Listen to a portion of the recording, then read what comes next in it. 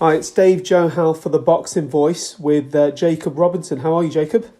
Yeah, all good, thanks, mate. How are you, mate? I'm good. So you've got off to a great career start so far. 8-0 wins, 2 KOs in the featherweight division. Signed with MTK. Dream start, would you say? Yeah. Obviously, I think I would have liked to got a little bit more busier, but obviously that's when obviously the shows are on. But yeah, obviously I can't complain. Eight fights unbeaten. So yeah, just got to keep learning. Good stuff. And one of your most recent wins came as early as, was it March the 14th of this year? Yeah, March the 14th. Yeah. So I had a late change of opponent. I did for that one. Yeah. And but obviously I was supposed to fight that Carlos Ramos over 8 rounds. Obviously it was main event of the night, but obviously with the COVID-19 outbreak, obviously he couldn't fly in. But I had a late opponent change, and I can't complain too much, So Yeah, I mean, it's fair to say as well that a week after your win, the restrictions really tightened up, didn't they? Yeah, big time. Massively, and you've seen a lot of change as well, so as have we. I mean, in regards to 2020, what were the plans going to be after that win? Well, basically, obviously Lee, my manager Lee, and he was obviously going to get, I think he said some sort of title fight, I think it was like June, I think he mentioned, but obviously that's obviously been all thrown out the window now. But yeah, obviously it would have been a good 8 rounds for me against that Carlos Ramos. Mm-hmm. But yeah, obviously everything has just gone out the window, really, hasn't it? To be honest. Yeah, literally out the window. I mean, it's who would have thought? We've ended up in a world where we're queuing outside supermarkets and masks and. I know, crazy. Absolutely crazy, absolutely. And I mean, signing with MTK is a great start as well. Were there any other offers on the table? Did Matchroom approach you, Queensbury, or was MTK the one? I was in talks with Queensbury with Frank. Uh-huh. So we was in talks with him before I turned pro. But nothing really materialised really in there with that. But so obviously just after my second fight, I signed with MTK then. So Brilliant. And in regards to the COVID sort of pandemic as well that's going on at the moment, a lot of fighters are training from home, whether they're broadcasting it live on Instagram. What are you doing specifically? Have you got a decent setup at home? I've been doing a lot of pad work with my dad out the garden. So I've been doing a lot of pad work, and I done a 10k earlier. Oh, brilliant! Yeah, I did a 10k run. Yeah, so just been doing running and pad work really, and just little things like that. So obviously I does all my pad work with my old man anyway. So but yeah, just been doing doing that really. Yeah, you have to keep busy, don't you, during these times? Yeah, definitely. So I've been training like at least about 4 or 5 times a week really. For 5 days a week. So yeah, so I've still been getting there in. So brilliant. And we can't not talk about your dad. Of course. Former world WBO featherweight champion, Welsh legend Steve Robinson. Does he play an active role in your career? Yeah, definitely. Obviously at first there was a little bit of pressure, like when I was sort of in the amateurs, when I was boxing in the amateurs. But now it's just more motivation to me now, and obviously him being in my corner and everything, he plays a big part, And I look up to him, Yeah, same weight as well, isn't it? Featherweight. Yeah, same weight as well, isn't it? So it's a contrast, isn't it? Really, It's same weight as each other. Is just you never know. History could repeat itself, So that's the plan, Yeah, and early on in your career as well, you've already fought at a British iconic venue, which is synonymous with British boxing, the York Hall. What was that like fighting at such a beloved venue? Yeah, the best place I've boxed at so far, definitely. And it was a great atmosphere. Great experience for me. Obviously, being my 7th fight then, and but yeah, it was great experience fighting there. So with obviously the balconies going round and stuff, it was it was great, man. It was great.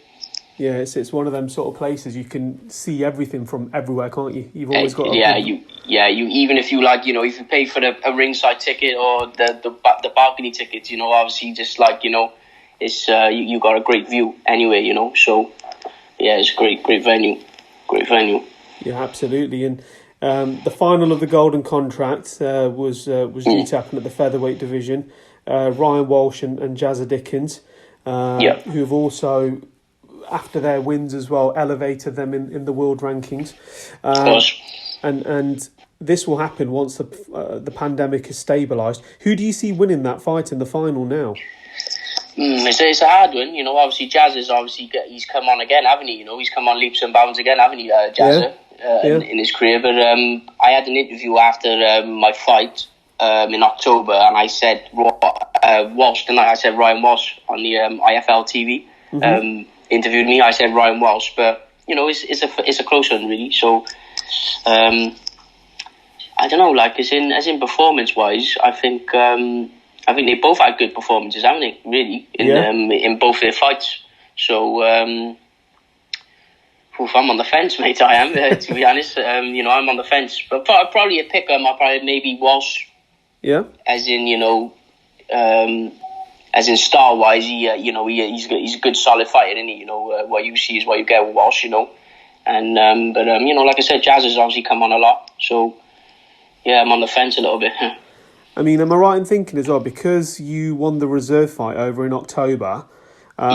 If there is an injury that takes place, or someone has to pull out, do you get a place at the final? How does it work? I was on reserve as well for the February 21st, but they didn't have a reserve bout. But they just put me on reserve basically. So they told me like in January, start of January. So I just basically trained as if I was fighting for the 21st of Feb. Yeah. So 21st of Feb, it was the when they boxed in the semi-final, wasn't it? Yeah. The goal. Yeah, that's it. Yeah. So I was just basically training for the 21st of Feb, really. Yeah. Obviously, no one pulled out. So, but yeah, I just put, on standby, yeah. So I think for the final now, it would obviously be, obviously maybe they might put me on reserve again. So if anyone does pull out, but obviously I think if anyone does have an injury, they should really just reschedule it personally. But yeah. But if it is, if I get a call up, I get a call up. I ain't gonna complain too much. So, Absolutely. Yeah. And coming from Wales, you're part of, as mentioned before, legacy of Welsh talented fighters. Enzo Macronelli, Gavin Rees, Joe Cordini's coming up the ranks as well. And your father as well, a great talented fighter. And Joe Calzaghe. I mean, this week as well, last week, there's been talks of Carl Froch saying he'd still want to fight Joe Calzaghe. I mean, in your opinion, how do you see that fight going down if they were both in their primes? Who would you pick? You would obviously have to pick Joe, wouldn't you? But you know what? Obviously, Froch, he was such a flipping hard guy, isn't he? You can't flipping fault him, innit? As in grit and toughness, innit? He was a flipping hard guy, But obviously, you'd have to go with Joe because of obviously his skill set and his volume of punches each round. But you'd obviously have to go with Calzaghe, really. Good stuff. I think quite a few people have. And world featherweight stage, we've got Shakur Stevenson, Leo Santa Cruz, Josh Warrington, Gary Russell Jr. Out of those fighters, out of those champions, who in your opinion is the all-rounded best featherweight? Shakur. I think Shakur got good boxing IQ. I think, but obviously, as in experience-wise, then you'd obviously maybe go with Russell. So obviously he's been with the better fighters, maybe out of all them fighters really. So maybe all rounder. I'd say Russell. Russell Jr. Yeah, I mean Shakur as well. Shakur Stevenson. He's had 13 fights and already a champion. You're at 8. I've had a look at the rankings as well. There's another fella in the WBO rankings, Moro, who. That's right. Yeah. Very, very little fights as well. I mean, is that what you're aspiring to? I mean, getting up there and and or is it more I want to learn as much as possible and then take it as it comes? Or yeah, and obviously, I think when you're more of a lighter at the lighter weights, I think there's more opportunities, as in because there's not as many fighters in your weights, do you know what I mean? yeah, So I think if you say like a welterweight or a middleweight, I think it'll take you a bit longer, won't it? You know, but I think for like the more lighter weights, I think there's a bit more opportunities. As in, if you have like about 10 fights, you can sort of fight for that, you know, like a major title, really, can you? In that sense, but yeah, obviously for myself, obviously I'm willing to take any sort of fight, really. Obviously they've offered me a few hard fights, and every fight they've offered me, I've taken it, you know. So yeah. No, brilliant. And apart from training, what are you doing to pass the boredom? What are you watching box set wise or playing video game wise? Yeah, just plays a bit of FIFA. I do, yeah. Just plays a bit of FIFA in my spare time a little bit, and yeah, just you know, your usual stuff. You know, your box sets and that, Yeah. and on Netflix and stuff. But yeah, obviously, I've been training. Like twice a day, really, like 5 days a week. So obviously that's past the time and that as well. So but yeah, literally just same old, really. You know. Good stuff. And where can people follow you, Jacob?